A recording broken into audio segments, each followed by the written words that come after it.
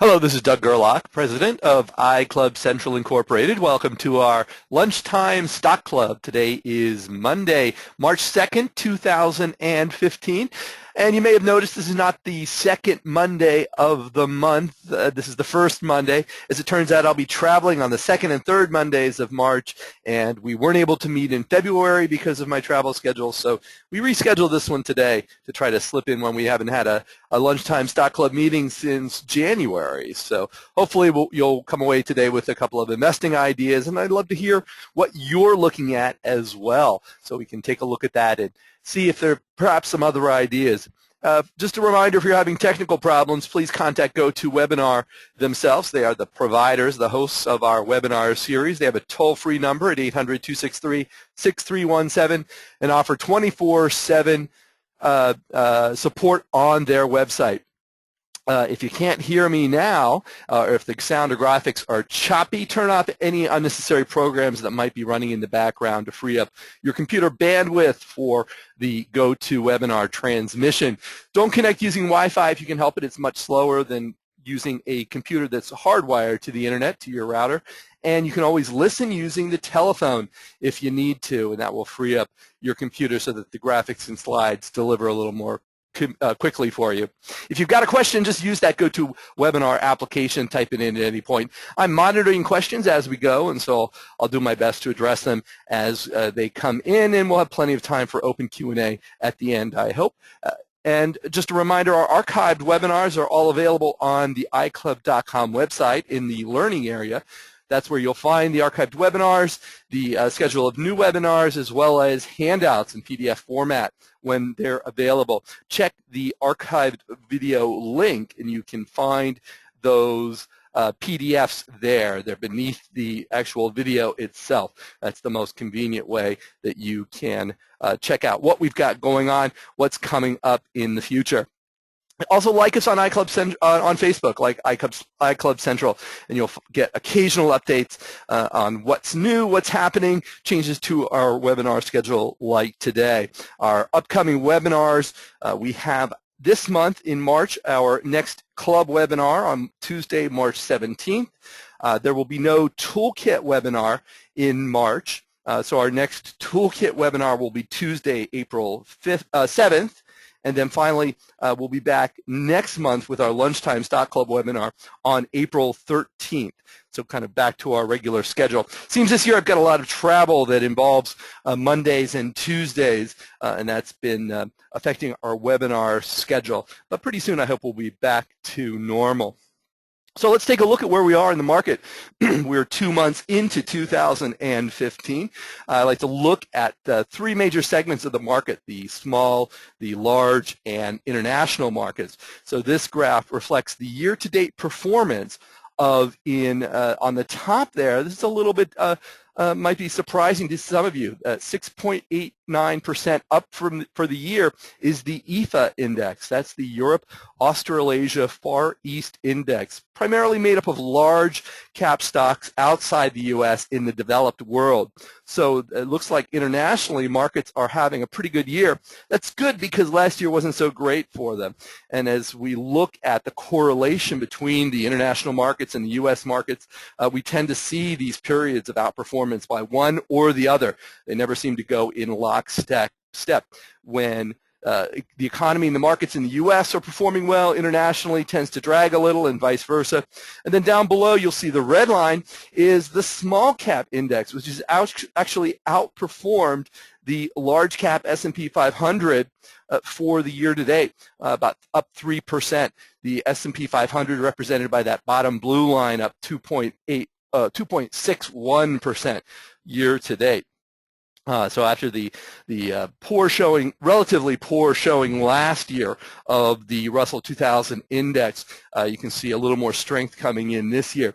And this has a lot to do, I think, with the state of the economy, the recovery that is continuing to plow forward. The overall market is reflecting strength, I think, in the underlying economy. There have been a lot of indicators brought in February. The fourth quarter GDP last year was up 2.6%, which is pretty strong, but surprisingly, or perhaps interestingly, consumer spending was up 2.9%, which means that people only spend when they've got a reasonable amount of confidence in what's happening in the economy. So they're loosening up their checkbooks. One of the big factors, of course, was lower gas prices. And it's been estimated that lower gas prices in the fourth quarter of 2014 contributed to a total of $130 billion of savings in the U.S. That is pretty amazing. But what's also interesting is that consumers weren't really spending all of that money in December. They were actually putting it in the bank or holding on to it. The savings rate went from 4.3% in November to 4.9% in December. It seems to indicate that while there is some optimism amongst consumers and they are spending a little bit more, they're also putting some money aside. They're also holding on to it. They want to see what's going to happen. Certainly the labor market has been very strong, and ironically, unemployment is up slightly, but that's because there are so many more jobs and so many more people who are now re-entering the workforce. When there's a lot of high unemployment, there are a lot of people who actually step out and don't even look for jobs, and that helps bring the unemployment rate down. Now that we've got more jobs being created, something like 700,000 jobs were created, or the labor force expanded in January, which is a really strong number. You may have heard recently that Walmart has announced that it's going to increase the amount that it's paying its hourly workers. Why are they doing that? Well, they're doing it because they're having trouble finding people to work for them, so they're trying to be a little more competitive. So again, this is actually a good sign for the economy, that people are finding good jobs or better jobs, they're improving their jobs, and so there's a lot of optimism, I think, looking forward now. Of course, outside the U.S., there's certainly some concerns in the 18 countries that in the Eurozone saw their fourth quarter GDP grow only 1.4%. So there is some weakness there internationally, even though it's not reflected in the stock market at this point.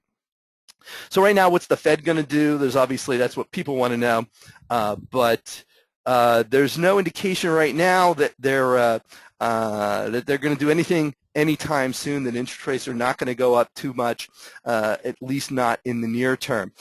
Inflation is pretty low, and that's a good thing. When we start seeing spending increasing, you don't want inflation to go up too much. And you put this whole package together, and some people are wondering, is the market too high? And certainly, here's the chart that we like to look at, the S&P 500 PE ratio over time. You can see there, as of last week, it ended at 19.95, the PE of the overall market. The average is around 15 or 16, so it's slightly elevated, but this is only up modestly since January when we met. The S&P 500 PE ratio was 19.68. In October last year was 18.4, and then back in September it was around the same level, 19.86.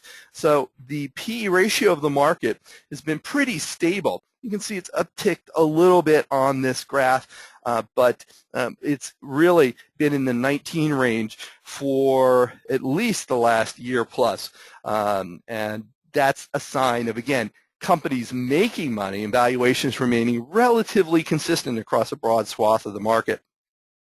And that's why, the analysts at the Investor Advisory Service and other market watchers don't really see the potential for a stock market correction in the near term. The main causes for a market correction are a failing economy or a falling economy and higher interest rates.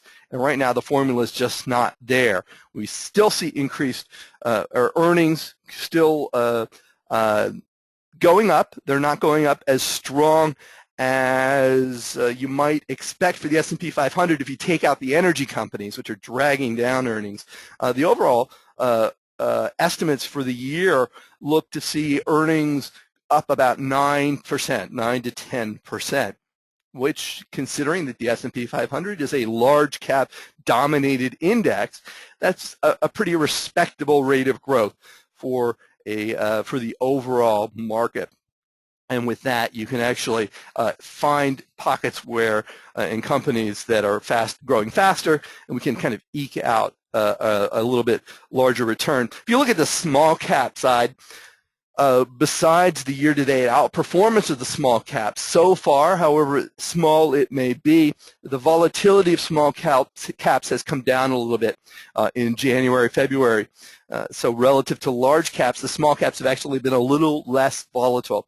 And the reasons for that have to do, again, with this economic economic growth that's powering the overall market, and that is helping to illuminate those the opportunities in the small cap segment, and it's allowing those companies those smaller companies, those faster growing companies, they really benefit from this sustained economic growth. The small companies kind of take a hit when the market falls, when the economy falls rather, when the economy slows down. It's the smaller companies that really can struggle. The larger companies, particularly if they're multinational, they've got reserves, they've got operations overseas that are going to mitigate what's happening in the U.S. Small caps tend to be focused purely on the U.S. market, particularly those domestic small caps. In our Small Cap Informer newsletter, we do make an effort to find small cap companies that are outside the U.S. that have operations outside the U.S. Often they're trying to penetrate the U.S. market to grab onto the higher growth potential that the U.S. market provides for them. So you kind of put it all together, things are looking like they're in pretty good shape right now. If we look at, volatility, still a concern in the broader market, and that's just simply not going to go away, which means you just got to focus on that individual stock selection, finding the best companies, and that will help us over time to deliver the best possible returns for our portfolio. So remember, we buy good companies at good prices. That's our formula for long-term stock investing success. Now, you may have heard that Warren Buffett released the Berkshire Hathaway annual letter over the weekend. So maybe if you've had a chance, you can look it up. You can read it online on the Berkshire Hathaway website. Read what Warren has to say to investors to report on his performance at Berkshire Hathaway over the last year. And there are a couple of gems, as always, that you can pull out of them, and I just grabbed a couple here that I thought were applicable to our discussion today, to our approach to the market. He wrote this about risky behavior. Investors, of course, can, by their own behavior, make stock ownership highly risky, and many do. Active trading attempts to time market movements, inadequate diversification, the payment of high and unnecessary fees to managers and advisors, and the use of borrowed money can destroy the decent returns that a lifelong owner of equities would otherwise enjoy. Of course, in the Better Investing Toolkit 6 world of analyzing stocks and investing for the long term, things like active trading, timing the market, inadequate diversification, paying fees to managers. We're doing it ourselves, so we're keeping our costs low. Borrowing money, we're not investing on margin. We're not taking leveraged risks with our portfolios. These are all the things that contribute to how the better investing approach can be successful over time. I think Warren is pointing that out here. I think his approach is very, very simpatico with the better investing style of investing in good companies at good prices. Or as he says, and he reiterates the advice that his cohort Charlie Munger gave him many years ago, not looking to buy fair companies at wonderful prices, but wonderful companies at fair prices. And that sort of sums up our approach as well. Now, in terms of where the market and the economy are going, Warren had this to say: the dynamism embedded in our market economy will continue to work its magic. Gains won't come in a smooth or uninterrupted manner. They never have. And we will regularly grumble about our government, but most assuredly, America's best days lie ahead. Too much of the time, if you watch too many of the talking heads on television, you can learn over time to take a very pessimistic view of our government, of the economy, of the market, of where the world is going. And I think that it's important to realize that you can have that view because of the success of capitalism in a democratic society. It allows you to explore those views. But when you get swept up in them, that is a problem. Obviously, you're here today because you don't have a bunker in the backyard stocked with gold and a year and a half's worth of canned goods and fresh water and ammunition. You're here because you believe that the U.S. economy and government and society will continue over time, that publicly traded companies are a great way to build wealth, and that they provide benefits across the strata of society. We don't often think about the benefits of capitalism. George Nicholson, who founded Better Investing, was a big proponent of the capitalistic system. He saw it as an antidote to communist encroachment. When you think about him creating the investment club movement in the 1940s and 50s, when there were some serious concerns that communism was expanding. It was expanding later in Cuba, but in the USSR and in China and other countries. And he thought that a democratic capitalistic society could thwart the rise of communism over time. And it's been true. That has been the case. But we shouldn't lose sight of that while we're building our own portfolios, that we're actually part of a system that contributes to the better good of all of American citizens.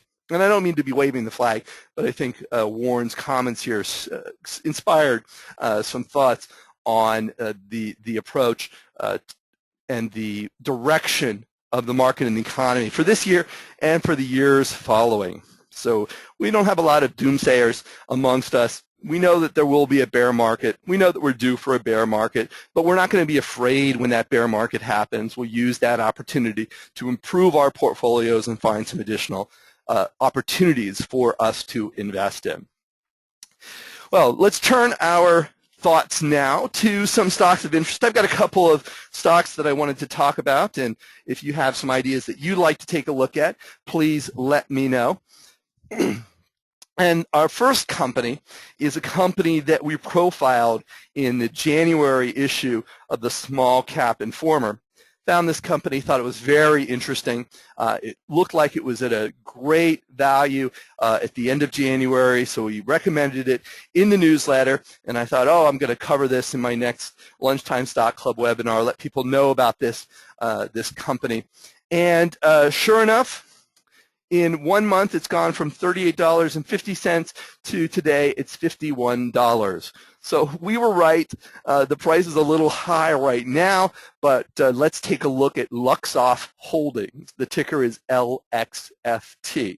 If you're a fan of Cognizant Technology or any of the other IT services companies, Wipro, Infosys, some of the larger names that have been developing this model of outsourced information technology and software development, Luxoft is a very similar company, although much smaller. You can see their revenues in 2013 were $398.3 million. Their third quarter ended December 31st, so they're on an odd fiscal year. But you can see, since going public in 2010, very, very consistent sales, pre-tax profit, and earnings per share growth. And you can see there the earnings per share and sales estimates from the analysts on the street that I plotted in this Toolkit 6 graph. Now, when we released the Small Cap Informer issue in January, the third quarter hadn't been reported. That was reported, I think, on February 12th. Earnings and sales were up 30% plus, and that helped push the price up quite a bit.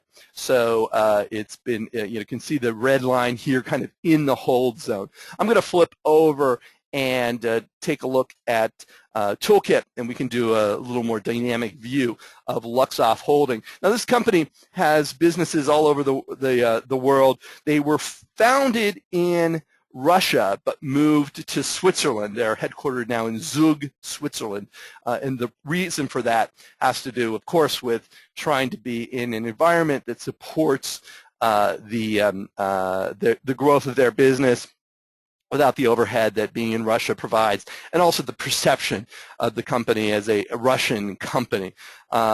Russia makes up about 7% of their business right now, so it is not an enormous part of their business, and they've been actively conveying to investors that they are not a Russian business for obvious reasons. And I think that may have caused a little bit of a drag on their share price. When public in 2013 on the New York Stock Exchange, they focus on their biggest area is actually financial services, which accounts for 68% of revenue. Travel and aviation is 7%, technology 6%, telecom 6%, automotive and transport 10%, and energy 3%. So they've got their hands in a lot of different sectors, which is good from a business perspective that they're not entirely focused. Financial services tends to be a big growth industry no matter what's happening in the economy.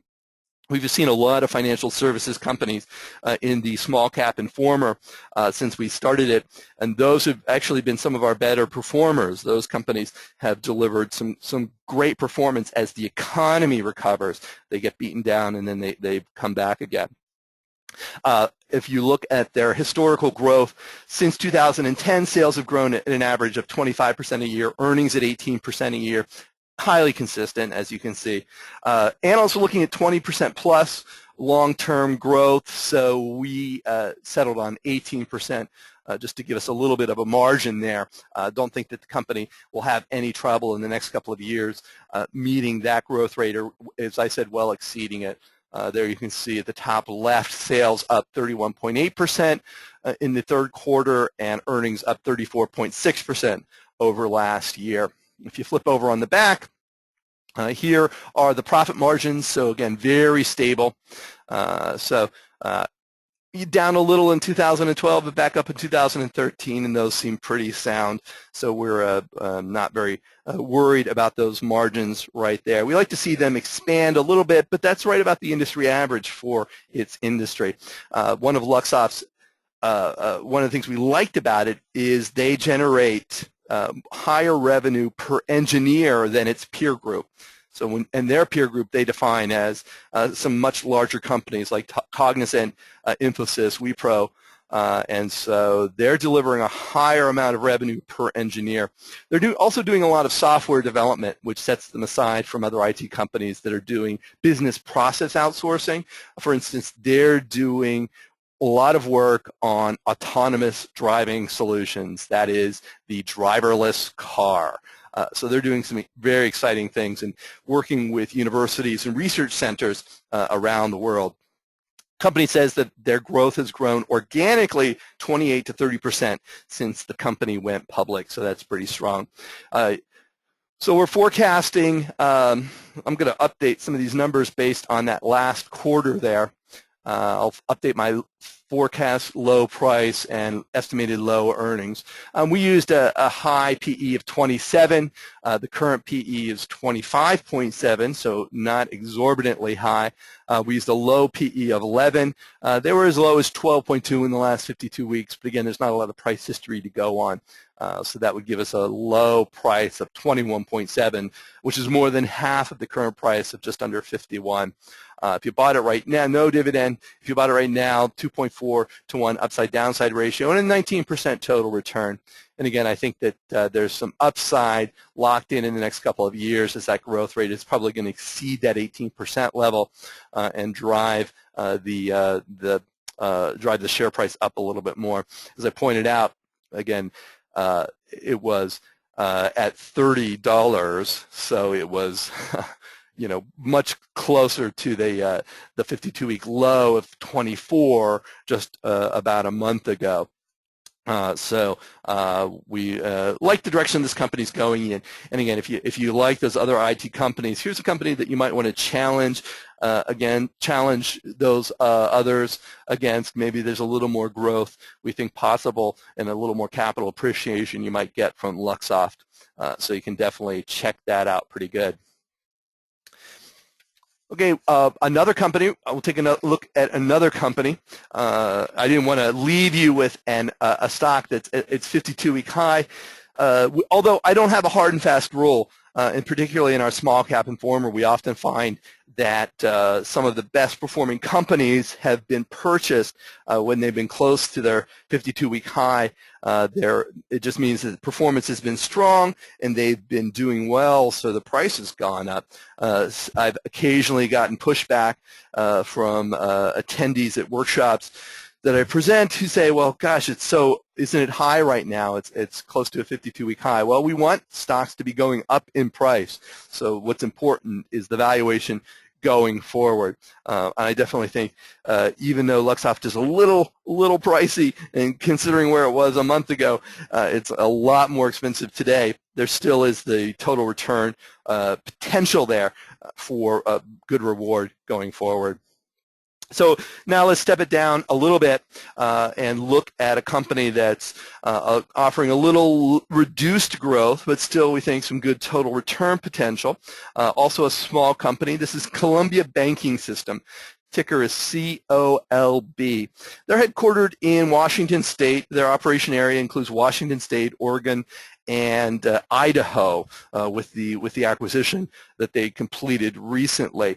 Revenues, which we define as net interest and non-interest income, and then we take out loan loss provision, came to $363 million last year. They have just about $6.9 billion in assets, and they came to our attention because they appeared in December on the Forbes magazine's list of America's best and worst banks 2015, and we're listed at number 7, so 17. And they were, in 2014, they were number 31. So they've risen substantially in the rankings according to Forbes, and they were looking at data from the major banking analysis provider. So in this graph, you can see we've taken out the pre-recession periods where they got hit, 2008, 2009. But since 2010, you can see that the sales have been growing pretty steadily, and even across, including that pre-2010 period. Since 2010, the sales have grown at 14.6%, while earnings are up 17.4% in that period. When we talk about that Forbes list, I mentioned that Columbia's bank assets are about $6.92 billion. They're one of the smallest on this list of top 100 banks. So we think that says something for the quality of management and the opportunities that exist for this bank as it goes forward. I'm going to flip over now. And we'll take a look in Toolkit, and we can take a closer look and see what's going on with Columbia and all of the metrics that we take a look at there. As I mentioned, they closed an acquisition in December of a company called Intermountain Community Bancorp, and they are looking at making acquisitions. They don't make a whole lot of them. They made one in 2013, one in 2014, and that has impacted results a little bit. The earnings that we're showing here are actually, we've taken out some of the one-time charges for the acquisition expenses. They impacted about 10 cents on earnings, and so we think that's probably what's helping the price to look a little more attractive. People aren't paying attention, don't understand that the organic earnings growth of this company, particularly as they integrate a new bank in a new area. They've got to close down some branches where there's overlap of regions, but now they can bring their strategy to bear in a new area and then continue to expand there. They got to work through the loan portfolio, that Intermountain Community Bancorp loan portfolio that they acquired. It's a little lower quality than Columbia usually loans out, so they've got to work through that loan. And then as they do that, they're going to see some additional operational cost savings. The Pacific Northwest is actually a pretty strong economic region of the U.S., particularly in the cities. As you get out into the rural areas of Oregon, Washington State, Idaho, they're still recovering from the recession, but you see a large migration of workforce into cities like Seattle and Portland. You see people just going there. That's where the jobs are. That's where there's a lot of activity and a lot of economic strength. So we like that as a tailwind that should help Columbia banking to be in a very strong part of the country with a really strong economic underbase. As you look at the back, we'll take a look at their return on equity. Again, you can see the drop-off, but then very stable, and they're actually pretty strong at 7.5% last year, so the return on equity there. Their percentage of non-performing loans compared to total loans is just 0.7%, and its reserves are 206% of its non-performing loans. So we think that those are pretty strong metrics as well. We don't look at the debt to equity because this is a bank. Their business is borrowing money and then loaning it out again. So the debt to equity is not so much that we want to consider. In terms of banks, one of the things we like to look at is the efficiency ratio. That's the non-interest expense before expenses like foreclosed property expenses, amortization of the intangible assets, and goodwill impairments. We take those all out and then compare it to net interest income. So their efficiency ratio is 60.3%. Their peer group average for regional banks is 71.7%. So they are pretty good there. The dividend payout, you can see, has averaged about 33%.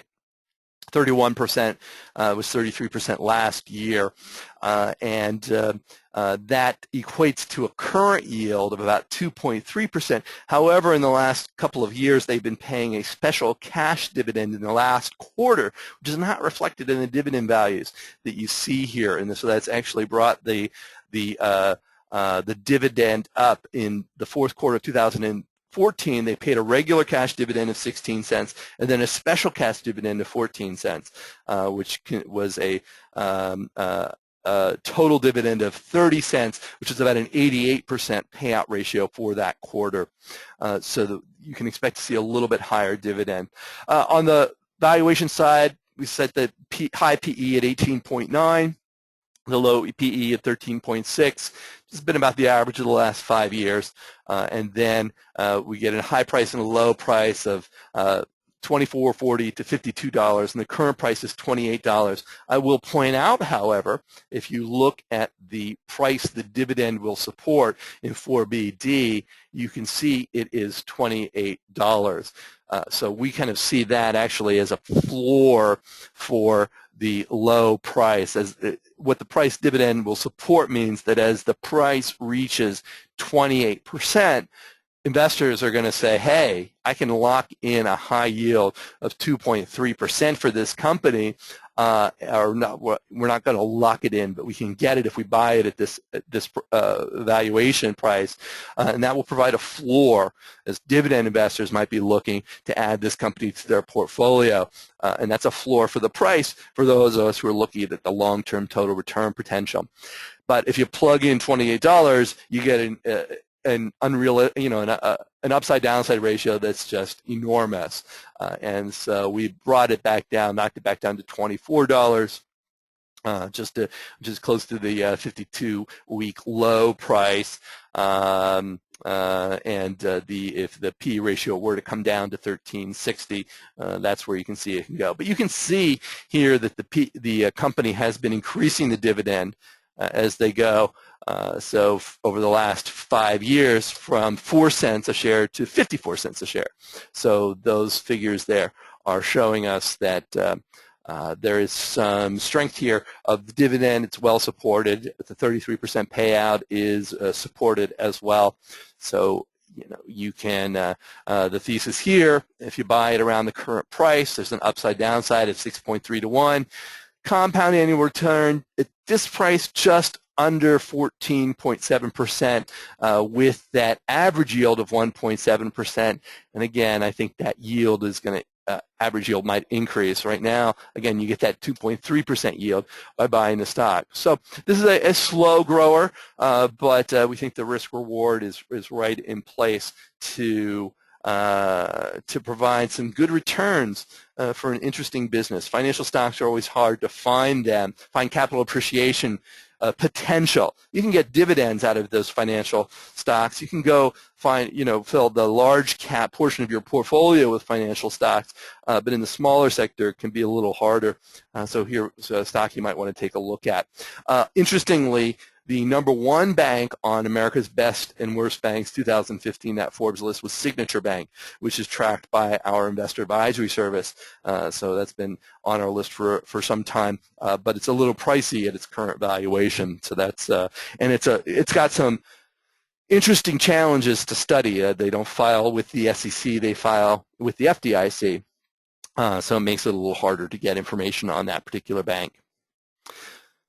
Eric says LKQ took a pretty big hit recently. Might this be a good buying opportunity? Well, let's look at some of the stock study first. We'll start there and see what's happening. You can see this is why investors like LKQ. This is a company that makes that doesn't make. They collect and acquire used vehicles, and then they take the parts out, they refurbish them, they take, so it's like an upscale kind of junkyard, but it's all their inventory is computerized, so they've got a far reach that they can get mechanics and garages all over the place can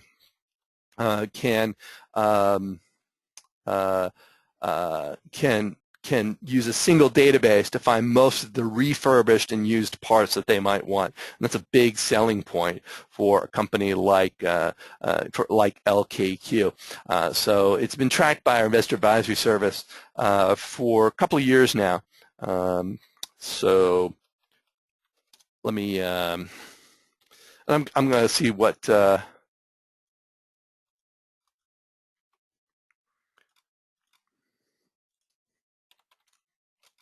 And the ticker symbol is LKQ.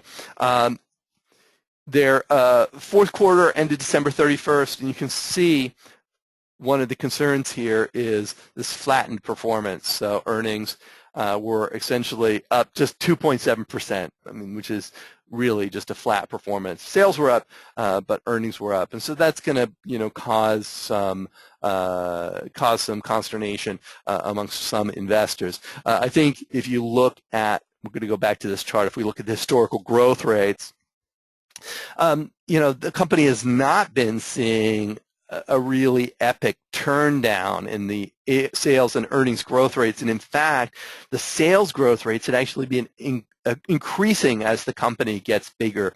And again, part of that is that strategy of being a provider of a whole lot of parts, and they're expanding internationally, and that's causing some hiccups, I think, as well. But you can see that the sales and earnings growing, so it's possible that the company, that could still sustain a growth rate that would be less than what they've been doing historically, and still deliver some pretty solid results. But they are at $6.7 billion, so that is going to impact. Oh, let me. Show you that historical growth rate chart again there. There it is, the historical growth rate chart, and that's certainly going to give us some give you the potential there as you go forward.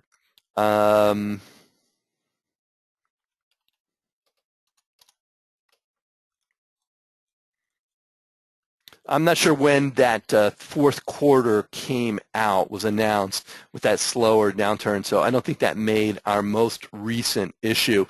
We were looking, our analysts were looking in the third quarter, and it could be that I see here that the analysts look like they were projecting fourth quarter earnings growth of 31 to 46%. So that might be part of why if they really did come in flat. So there may be some adjustments there. But again, we haven't taken a look at that right now. So that would be something to take a look at. So we can talk about this next time after our IS analysts who track this company. We'll see what they have to say about this particular business. Michelle says on Columbia Bancorp, looking at the earnings for the most recent year, shows down 10%, and I'm up 15%. As I mentioned, we added back in 10% of the acquisition, one-time acquisition-related expenses that impacted earnings, just to give us a sense of the organic. Again, those acquisition expenses are not going to be ongoing. The acquisition just closed, so they're still working through some of those the charges related to that acquisition.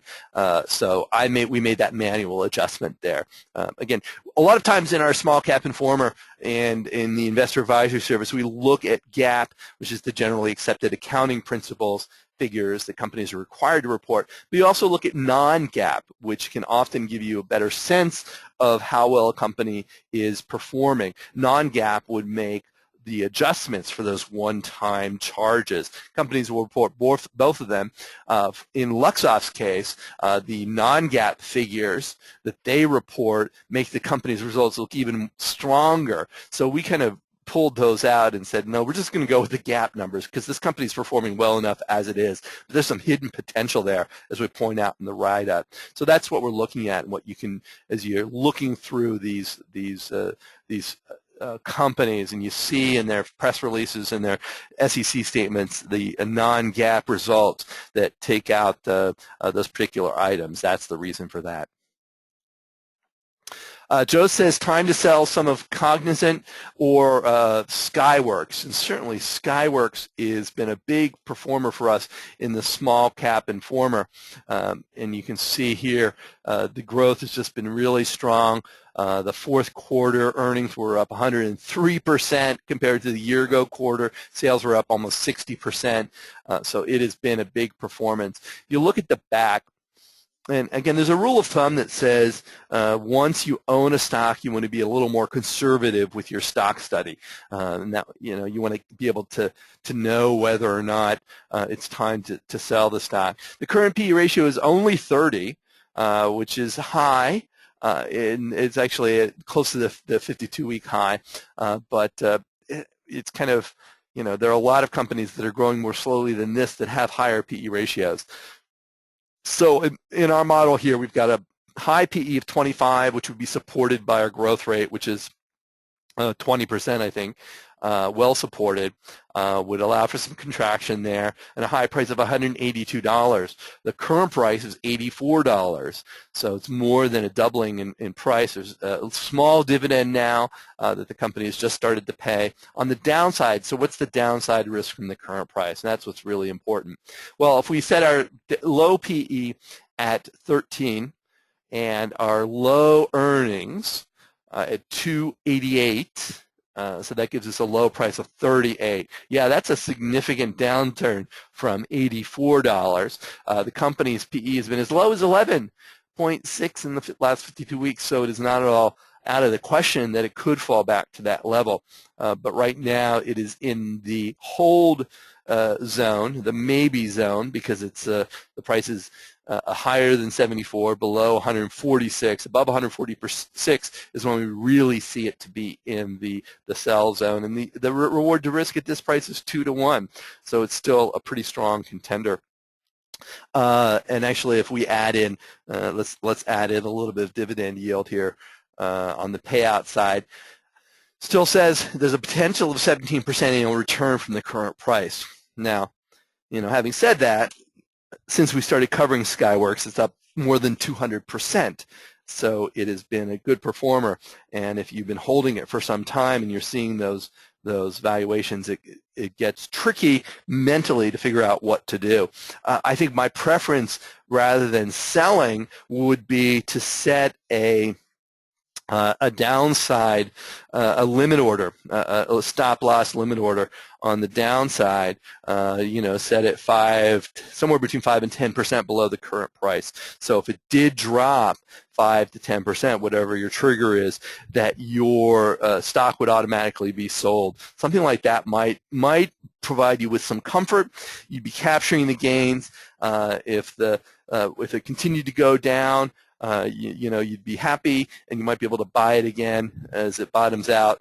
If it continues to go up, well, hey, you just wait for the next opportunity to get in, or you find some better use of the money. And I think that would work, you know, again, for Cognizant. If you've got a lot of embedded gains that are unrealized at this point with any stock, that might be something to take a look at, a stop-loss limit order. Check with your broker on instructions on how you can do that. And just note that sometimes those get reset when or canceled when a dividend payout happens. So your broker may have a policy. So because when the company pays a dividend, the stock price gets readjusted, and so they may cancel out those limit orders at that point because they're based on a percentage. But I would check that out. Again, we're not saying you don't have to go in every week and reset your what that limit price is, because you're setting it on a percentage basis. That's the thinking there, and it can protect you, again, on the downside if there is a drop or a correction of what you want to do. And again, you know, it doesn't make sense to me to make it less than 5% if you want to go. And again, 10% may be a lot more than you want to put at risk. So in my investment club, they tend to be between 5, 6, 8%, something like that, depending on the volatility that we see in that individual company that we're trying to protect the gains in.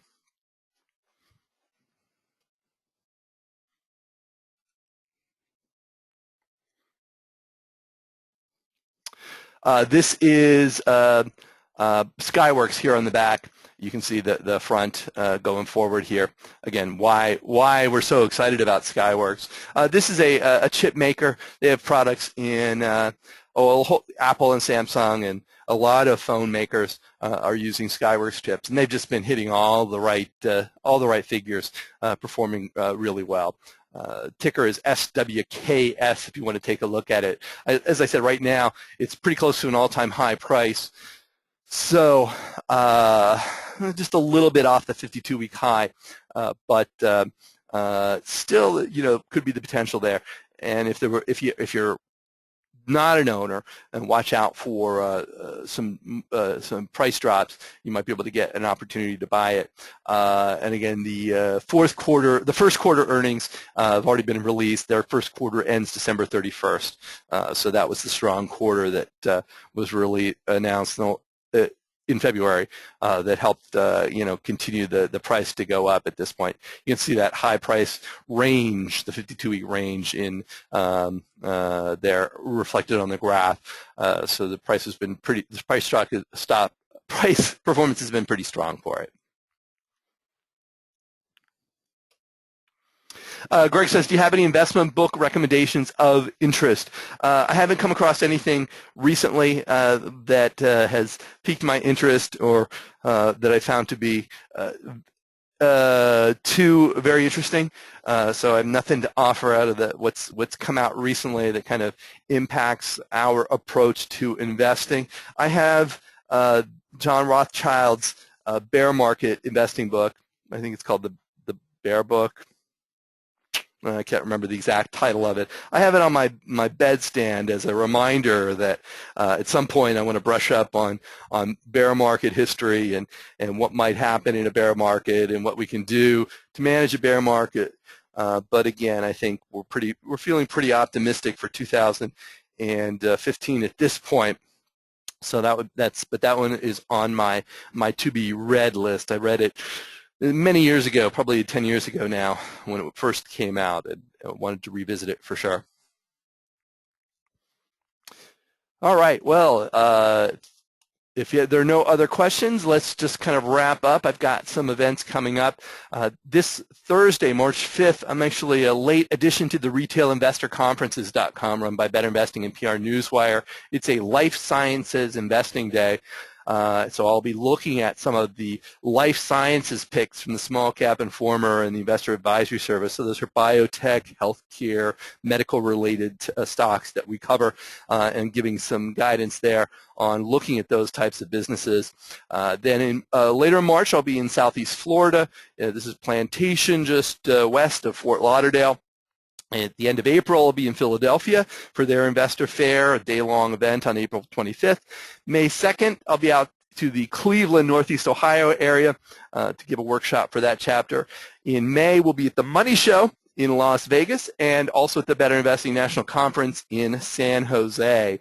And then InvestEd in Richmond, Virginia in June. And finally in September, Chicago Land Better Investing Chapters Conference on September 12th.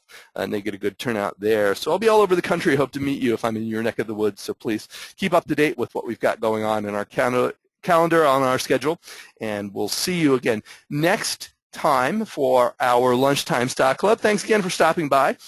It's March, so that means spring is here, right? It's coming quite soon. We had a half a foot of snow last night, so maybe spring is not so near for some of us in New England and the Northeast. But hopefully you're warm where you are, and even better, I hope that your portfolios are performing well and will continue to do so for the rest of the year. Have a great week.